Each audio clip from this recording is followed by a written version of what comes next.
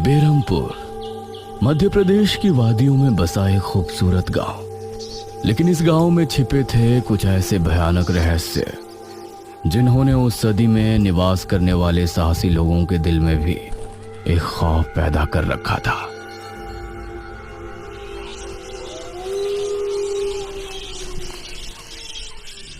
आज तो बहुत दिनों के बाद मित्रों से मिलना हो रहा है, बहुत आनंद आएगा। अरे मदन, कहाँ जा रहा है इस समय? पिताजी, मेरे मित्रों से इतने दिनों बाद मिलना हो रहा है। वो सुबह होने पर वापस नगर चले जाएंगे। अरे तुझे पता नहीं क्या, आज शनिवार की रात है।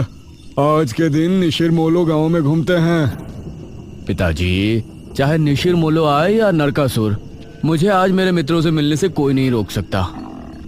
ठीक है, लेकिन ध्यान रहे, जैसे ही तुमको उनके कदमों की आहट सुनाई दे और उनका वो मंत्र जिसको वो दोहराते हुए आगे बढ़ते हैं, तो उन्हें बिना देखे किसी ऐसी जगह छिप जाना जहां से ना वो तुमको देख सके ना तुम उनको। और जब तक उनकी आवाज आना बंद ना हो जाए उनके सामने नहीं आना।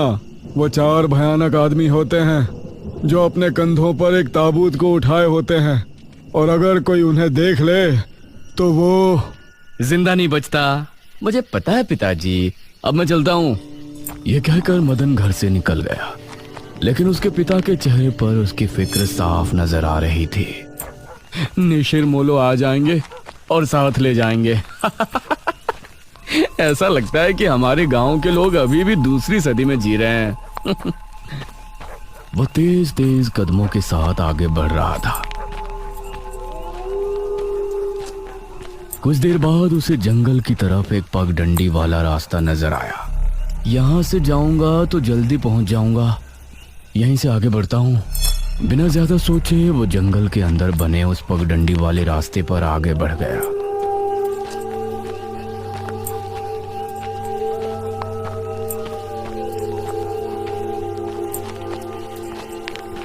आज तो बहुत मजा आने वाला है, मिलकर खूब मदिरा पान भी करेंगे। तभी उसे भारी कदमों की आहटों के साथ कुछ आवाजें सुनाई देने लगी। इन आहटों और आवाजों को सुनकर वह एकदम से चौंक पड़ा और उसकी आंखें डर से बड़ी हो गईं। हे भगवान! वो जल्दी से झाड़ियों की तरफ भागा और उनमें छिपकर बैठ गया। वो झाड़ियों की ऊंट में बैठा लंबी लंबी सांस ले रहा था। वो आवाजें अब और ज्यादा साफ होने लगी थी। उसे यकीन था कि अब वो लोग उसके करीब ही आ रहे हैं। उसने धीरे धीरे छिपकर अपनी एक आंख से उनको देखा और वो हैरान रह गया।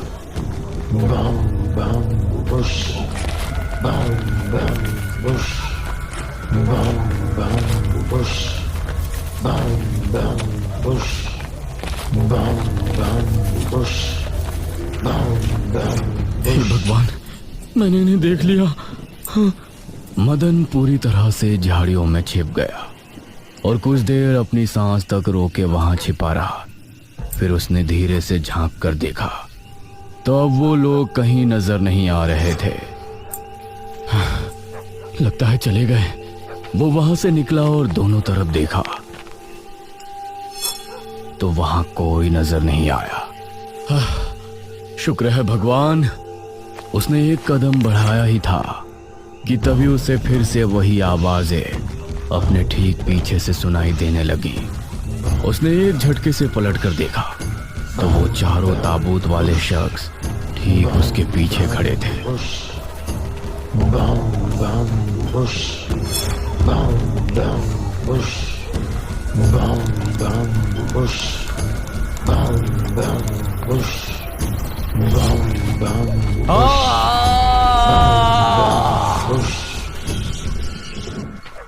इस तरफ जब देर रात भी मदन वापस नहीं लौटा तो उसके पिता को उसकी चिंता होने लगी। उसने गांव के एक आदमी विपुल को साथ लिया और जंगल की तरफ रवाना हुआ।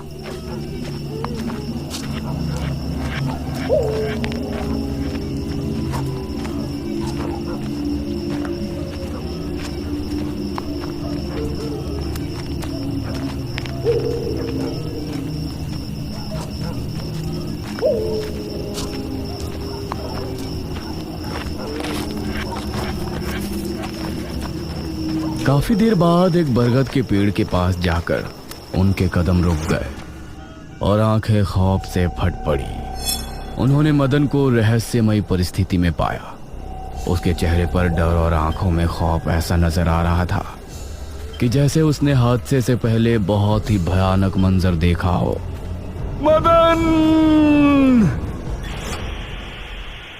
400 साल बाद अंधेरा जंगल, सुनसान रास्ता, चारों तरफ सिर्फ पेड़ पौधे और कोहरा। मेघना उनके बीच अकेली खड़ी थी। कोई है? क्या यहाँ कोई है? उसने कुछ कदम आगे बढ़ाए। उसके सवाल का कोई जवाब तो उसे नहीं मिला, लेकिन कुछ टपकने की टप टप की आवाज अब उसे बराबर आ रही थी। मैं यहाँ क्या कर रही हूँ? कौन लाया है मुझे यहाँ पर? वो खुद को वहां पाकर बहुत परेशान थी। तभी उसने देखा कि कोई चीज उड़ती हुई उसी की तरफ आ रही है। वो उसे हैरानी से देखने लगी। पास आने पर पता चला कि वो कोई विशालकाय भयानक पक्षी था। बचाओ! मेघना उससे बुरी तरह से डरकर भागने लगी और वो उसका पीछा कर रहा था। मेघना ने उसे पीछे पलटकर देखा तो वो उसको पकड़ने ही वाला था, लेकिन तभी मेघना एक पेड़ से टकराई। उसने देखा कि उस पेड़ से हरे रंग का पानी टपक कर नीचे गिर रहा था। मेघना उस हरे पानी को गौर से देख रही थी। तभी अरे ओ मेघना, उठ जा यार, कब तक सोएगी? मेघना आंखें मलते हुए नींद से जागी। उसने देखा कि सुबह के 9 बज चुके थे। ओह शिट, हम तो लेट हो गए। तूने मुझे उठाया क्यों नहीं?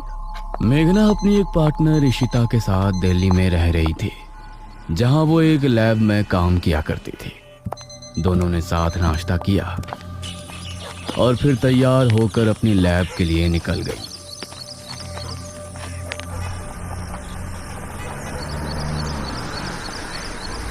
तेरा ऑमलेट खा खा कर मेरा पेट खराब हो चुका है। रोजाना कच्चा ही बना कर दे देती है।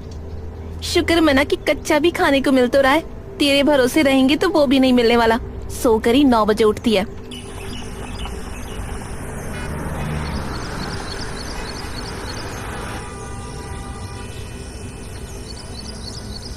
ये दोनों लैब में पहुंची और वहां जाते ही इशिता के पास प्रोफेसर जयदेव की कॉल आई। तुम दोनों ने इस बार बहुत समय ले लिया है। जो एंटीडोट बनाने का काम तुमको दिया था वो पूरा करोगे या नहीं? प्रोफेसर साहब, बस ये समझ लीजिए कि काम होने ही वाला है। आप हमें 3 दिन का समय और दीजिए। ये कहकर उसने कॉल काट दिया। तो इतने दिनों से प्रोफेसर को घुमा रही है, आखिर तू ये एंटीडोट तैयार करेगी कैसे? ये सुनकर इशिता ने एक किताब निकाली।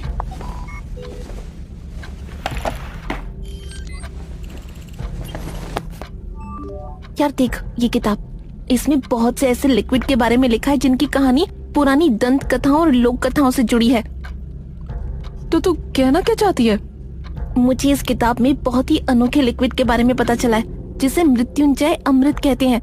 हम उस लिक्विड का टेस्ट करेंगे और अगर वो हमारे काम का निकला तो उसे यूज भी कर सकते हैं। मृत्युंजय अमृत? देख, मैं तेरे साथ कहीं नहीं जाने वाली हूँ। ये सब बातें बकवास होती हैं। अरे देख तो सही, इस पेड़ से हर पूर्णमासी की रात ये हरा लिक्विड टपकता है। तभी मेघना ने देखा कि उस पन्ने पर किसी मृत्युंजय अमृत के बारे में लिखा था और उसमें ठीक वही पेड़ दिखाया गया था जो मेघना रोजाना अपने सपने में देखा करती थी। मतलब उस हरे पानी की बात ही इस किताब में लिखी थी। हे भगवान, क्यों हिला डाला ना, है ना इंटरेस्टिंग? मेघना ने कुछ सोचा और फिर जवाब दिया, हाँ तो हम दोनों कल ही बीरमपुर गांव के लिए निकलते हैं।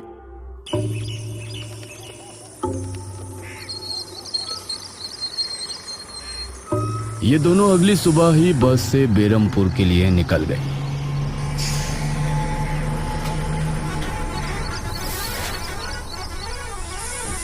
वैसे एक बात बता, तू मेरे साथ वहां जाने के लिए एक ही बार में कैसे राजी हो गई?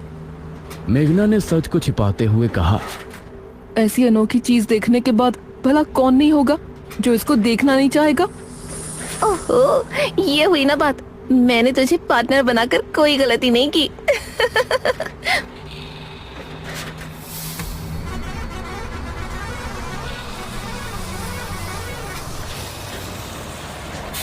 ये दोनों 5 घंटे के सफर के बाद एक जगह उतरी। इनके ठीक सामने एक बड़ा सा गेट था जिस पर नाम लिखा था बेरमपुर। इशिता और मेघना ने जैसे ही गेट के अंदर कदम रखा तो अचानक से मौसम बदला। सूरज मानो बादलों के पीछे छिप गया और एक हवा अपने साथ आंधी ले आई। अरे वाह, गांव का मौसम तो बहुत ठंडा है। इधर गांव के लोग भी अचानक बदलते मौसम को देखकर हैरान रह गए। अरे ये क्या, अभी तक तो काफी गर्मी थी, ये अचानक आंधी कहां से आ गई? मुखिया जी, लगता है बारिश भी जरूर आएगी। इधर मेघना और इशिता दोनों ही गांव की तरफ बढ़ रही थी। यार, ये गांव के लोग ठीक तो होंगे ना? गांव के लोग तो ठीक ही होते हैं, अजीब तो हम शहर वाले होते हैं। ये बात तो तूने बिल्कुल पते की कही। इशिता और मेघना दोनों गांव के चौक पर पहुंची। वहां एक कुआं भी था और वहीं मुखिया भी 2 आदमियों के साथ खड़ा था। अरे बच्चियों, तुम दोनों कौन हो? अब नमस्ते जी, मेरा नाम इशिता है और ये है मेरी दोस्त मेघना। अच्छा बेटा, वैसे हमारे गांव में किस वजह से आना हुआ? वो असल में वो अंकल, हम लोगों को अपनी स्टडी के लिए 5 गांवों के बारे में लिखना है, इसलिए हम लोग यहाँ आए हैं। इसके बाद और 4 गांवों में जाएंगे। ओह अच्छा, फिर तो ठीक है बच्चों, हम तुम्हारी जितनी हो सके उतनी मदद करेंगे। जी अंकल, क्या हमें यहाँ कुछ दिन के लिए रहने के लिए कोई घर मिलेगा किराए पर? अरे बच्चों, तुमको किराए की घर की क्या जरूरत है? तुम दोनों जब तक चाहो मेरे ही घर में रह सकती हो। ठकुराइन वैसे भी लड़कियों से बहुत प्यार करती है। जी शुक्रिया अंकल।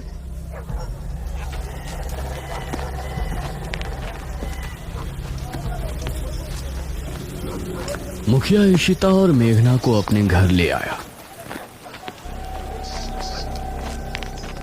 तभी घर के मंदिर में जल रहा दीपक बुझ गया। अजी सुनती हो ठकुराइन? जी आई। ठकुराइन कमरे से बाहर आई। नमस्ते आंटी। नमस्ते बेटा। ओ जी, ये प्यारी प्यारी बच्चियां कौन है?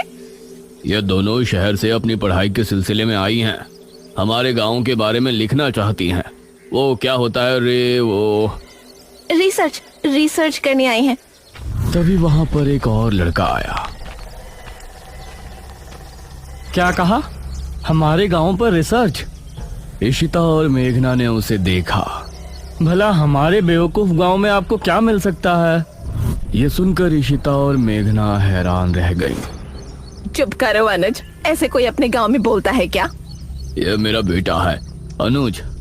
अनुज ने मेघा और इशिता की ओर देखा और उन्हें हाथ जोड़कर नमस्ते किया।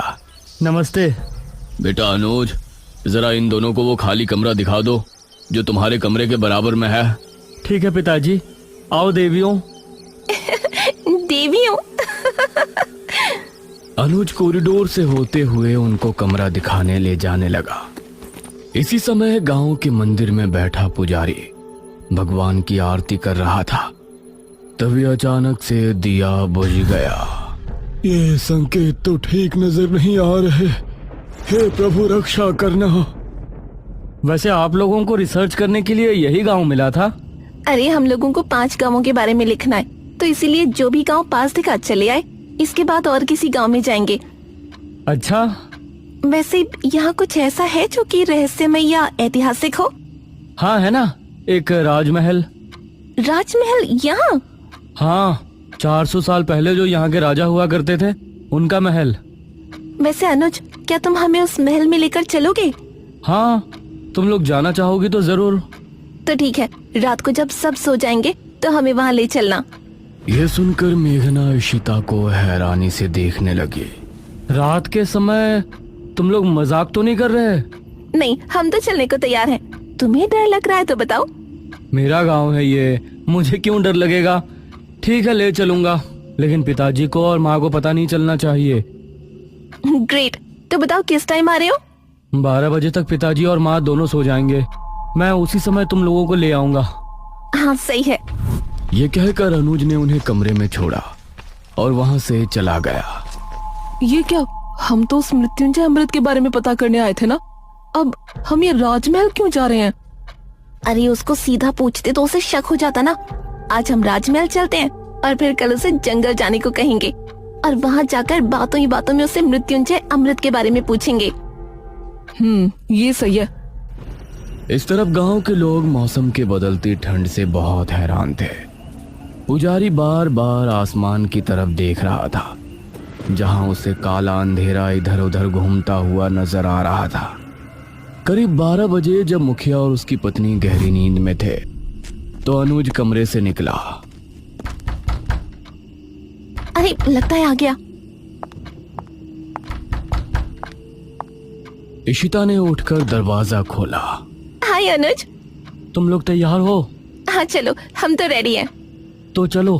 अनुज इनको लेकर घर से निकला और इन्होंने 2 गलियां पार कर ली थी। उफ, तुम्हारे गांव में हवा इतनी ज्यादा चलती है क्या? रोज तो नहीं चलती, लेकिन शहर की 2 लड़कियों के साथ लगता है उनके शहर का प्रदूषण भी आंधी के रूप में साथ आ गया। कुछ देर चलने के बाद ये तीनों एक बड़े से राजमहल के सामने खड़े थे, जिसे देखकर मेघना को कुछ याद आने लगा। ऐसा लगता है कि इस राजमहल को मैंने पहले कहीं देखा है। ये है राजमहल राजा सूरजभान का। वाकई में काफी आलीशान है। यह कहते हुए इशिता ने अपने कैमरे में उसकी एक फोटो ली। हमें खिड़की से अंदर जाना पड़ेगा, इसका दरवाजा सालों से जाम है। ये तीनों एक खिड़की के रास्ते राजमहल में पहुंचे और वहां की हर एक चीज मेघना को जानी पहचानी लग रही थी। इस तरफ गांव में आंधी का बहाव बढ़ने लगा था। सभी अपने अपने घरों में आराम से सो रहे थे।